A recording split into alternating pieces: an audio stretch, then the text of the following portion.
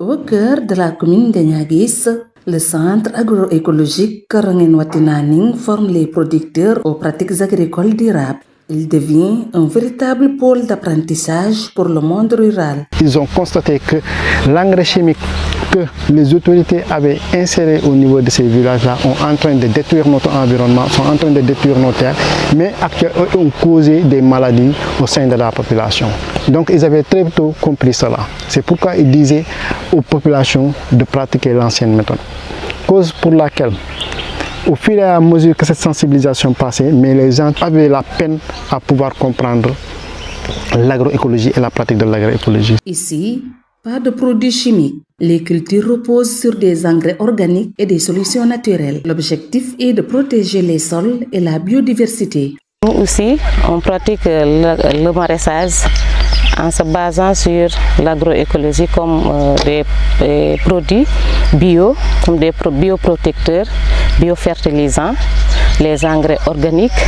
Ici en Casamance, des fois vers les mois de mars-avril, il fait très chaud. On a préféré faire le système paillage pour aider les plantes à tenir contre la chaleur et le soleil. Le centre produit aussi des biofertilisants, parmi eux le bokashi. Ce fertilisant naturel améliore la fertilité des sols. Il augmente également les rendements agricoles.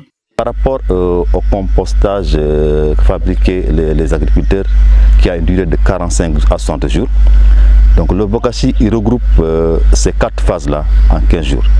Par exemple, si vous prenez le compostage, vous avez la phase thermophile, la phase de minéralisation, la phase d'activation et la phase de refroidissement.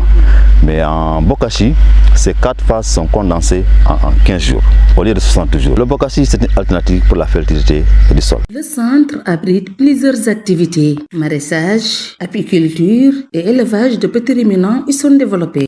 Les producteurs y apprennent des techniques respectueuses de l'environnement. On pratique ici l'apiculture, c'est-à-dire l'élevage des abeilles. Nous pratiquons ici l'élevage de la volaille. Donc qui dit élevage de volaille, ça veut dire des volailles, mais à la mode écologique. Nous n'utilisons pas certains produits pour pouvoir traiter nos animaux, mais nous utilisons des savoir-faire de nos grands-parents.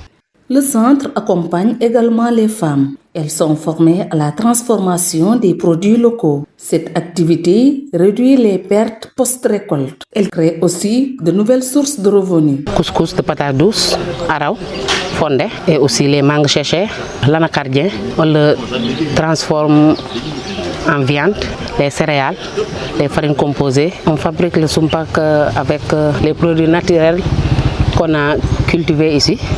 L'agroforesterie occupe une place importante. Ces plants sont distribués aux populations et utilisés lors des reboisements. Tu ne peux pas faire agroforesterie sans faire les plants. Parce qu'avec les plants, ça fertilise le sol. En même temps, les plants, tu peux prendre ça pour se soigner. En même temps, tu peux prendre pour la consommation.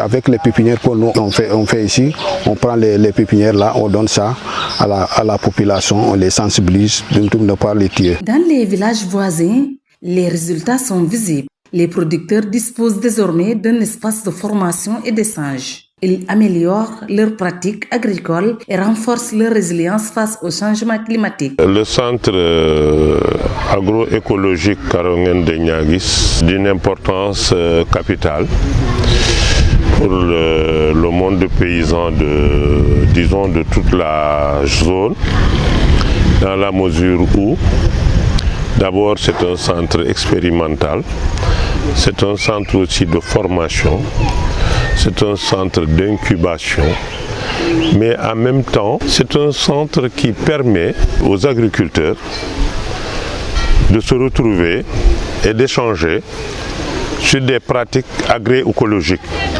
Aujourd'hui, il y a beaucoup de produits chimiques que l'on retrouve dans notre alimentation. Et cela a une incidence nocive sur notre santé. Et le centre Karangen travaille à faire en sorte que l'on produise beaucoup que l'on se nourrisse de manière saine. Grâce à la formation et aux savoirs locaux, le centre apporte des solutions concrètes. Il montre qu'une agriculture productive et respectueuse de la nature est possible. Une expérience qui peut inspirer d'autres territoires.